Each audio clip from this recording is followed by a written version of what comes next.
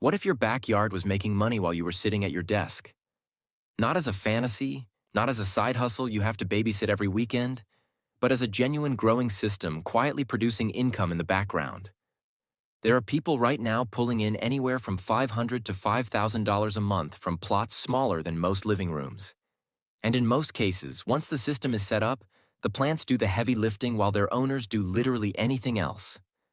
In this video, we are going through 8 specific plants that fit this model. Not just popular crops, not just things that look good in a garden, but plants that have real buyers already lined up, strong profit margins per square foot, and growing cycles that work around a normal schedule. We are going to cover what each one earns, what it actually costs to get started, who buys it, and what the realistic income looks like. Whether you have a spare bedroom, a backyard, or a quarter acre, at least a few of these will fit what you are working with. Let us get into it. Plant 1. Oyster mushrooms. We are starting with the most powerful return per square foot on this entire list, and it is not even a plant in the traditional sense. But every serious small-scale grower knows that oyster mushrooms belong in this conversation because the economics are simply hard to argue with. A 500 square foot growing space, which could be a garage, a basement, or a converted shed, can produce around 12,000 pounds of oyster mushrooms per year. Wholesale, those mushrooms sell for $6 to $8 per pound. Retail and direct to restaurant, they go for $10 to $16 per pound. Run that math, and you are looking at anywhere from $72,000 to over $100,000 in annual revenue from a space about the size of a 2-car garage. Even at a fraction of that scale, a 100 square foot hobby setup can produce around 2,400 pounds per year, generating between $14,000 and $24,000 depending on your sales channel. Here is why this fits the income while you work model. Oyster mushrooms grow fast. From inoculating your substrate to first harvest takes just 6 to 8 weeks. After the initial setup, the daily maintenance is minimal. You are primarily checking humidity levels, monitoring for contamination, and harvesting when the clusters are ready. Most of the biological process happens on its own. The mycelium colonizes, the fruiting bodies push out, and you show up to harvest. It is closer to a system than a job. Startup costs are modest by agriculture standards. A small beginner setup using straw substrate, basic racking, humidity controls, and spawn can be launched for a few $100s. As you scale, costs rise, but the margin holds because specialty mushrooms command retail prices that most vegetables cannot touch. The buyers are already looking for you. Restaurants serving contemporary menus consistently struggle to source local, fresh oyster mushrooms in reliable quantities. Farmers markets and health food stores have strong and growing demand driven by the functional food movement. The global mushroom market was valued at $60.5 billion in 2024 and is projected to reach over $100 billion by 2029, growing at a rate of 9.4% annually. That is not a niche trend. That is a structural shift in how people eat. The one honest caveat here is that mushrooms require more setup learning than the other plants on this list. Climate control matters. Contamination is a real risk when you are starting out, and choosing the right substrate takes some trial and error. But once the system is dialed in, this is one of the most reliable income crops that can be run almost entirely on autopilot. Plant 2. Lavender. Lavender is one of the most thoroughly documented profitable backyard crops in existence, and for good reason. It produces multiple income streams simultaneously. It is low maintenance once established. It grows for up to 10 years without replanting, and the product sells in dozens of forms, from fresh bundles to essential oil to handmade soap. The numbers are striking. A 20 by 20 foot garden plot can produce around 250 to 300 bunches of fresh lavender per year. At farmers markets, a dried bundle sells for $5 to $6 each. That small plot alone generates between $1,200 and $1,800 annually. Scale up to a single acre and the figures become more serious. An average productive year yields around $10,000 per acre in fresh or dried lavender. A strong harvest in ideal conditions can reach 30,000 per acre. Agritourism, essential oil production, and value-added products have reported revenues as high as $120,000 per acre, though those figures represent the upper range of highly optimized operations. What makes lavender particularly well-suited to a working person's growing schedule is the maintenance profile. Once plants are established, lavender requires almost no fertilizer, tolerates drought, and naturally repels most pests. It is described consistently by growers as one of the lower-maintenance perennial crops available. You plant it, you let it establish for 1 to 3 years, and then you harvest once a year while it earns for you in multiple forms. The product opportunities are also unusually wide. Dried bundles and fresh bouquets sell at farmers markets. Lavender essential oil sells to skincare companies and wellness brands. Sachets, soaps, culinary sugars, herbal teas, and bath products made from lavender are high-margin items that command far better prices than selling the raw plant. Jody Byrne of Daybreak Lavender Farm in Ohio describes lavender as the Swiss Army knife of herbs precisely because of this versatility.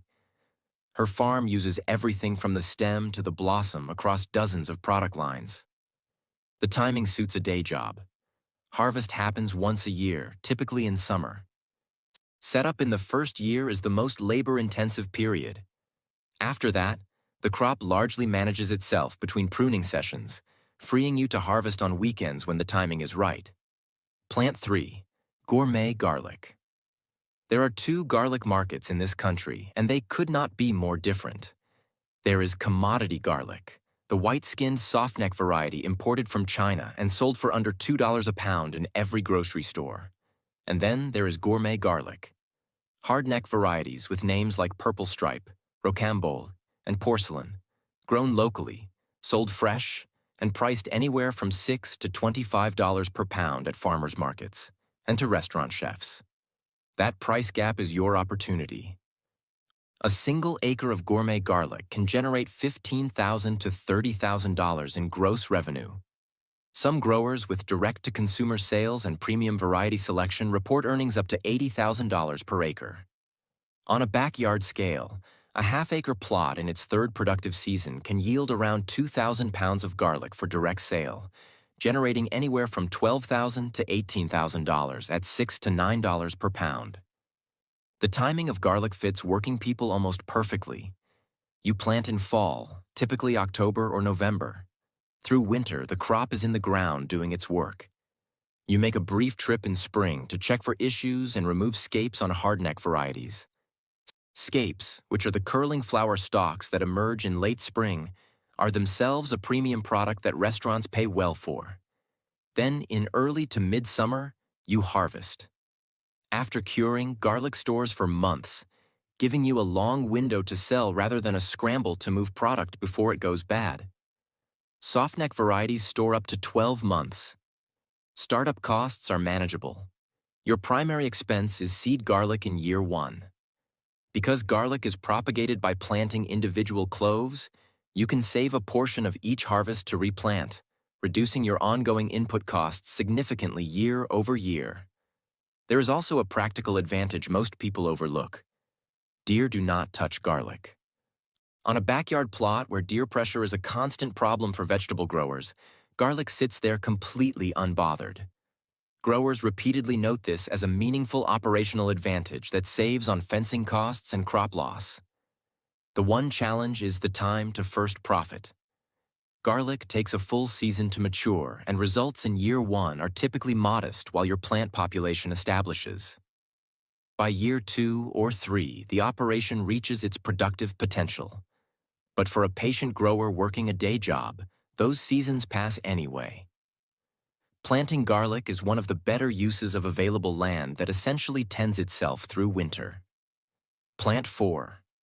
Saffron. Saffron is the most expensive spice in the world by weight. It sells retail for $10 to $20 per gram, which converts to between $5,000 and $10,000 per pound. For context, gold was recently trading at around $40 per gram. Saffron is not far behind on a per gram basis, and unlike gold, you can grow it in a raised bed. The math from small-scale production is genuinely surprising. Research from the University of Vermont's North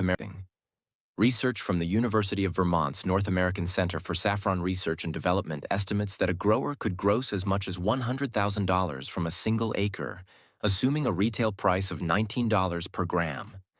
A quarter-acre plot in a productive year has generated net revenue of over $5,000, according to published USDA-funded research.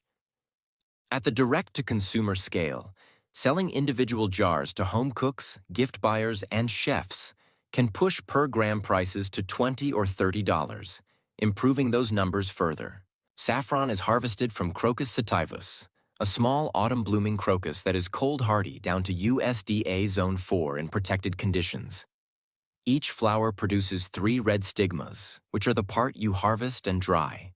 The harvest window is narrow, typically 2 to 3 weeks in autumn when the flowers bloom, and picking must happen in the morning before flowers open fully. This concentrated labor window means most of the year the crop requires almost no attention at all. Corms multiply underground each season, increasing your yield naturally over time without new investment. Startup costs center on the corms themselves. Expect to pay between 25 cents and $1.50 per corm, with 5,000 corms being a reasonable initial planting for a serious hobbyist operation. Corms from the same planting multiply over 3 to 5 years, compounding your production without additional corm purchases. Saffron is not right for every climate. It needs well-drained soil, a dry autumn, and cold winters for dormancy. Humid regions or areas with wet autumns during the bloom period cause corm rot. But for growers in appropriate zones, this is one of the most extraordinary value per square foot crops available anywhere.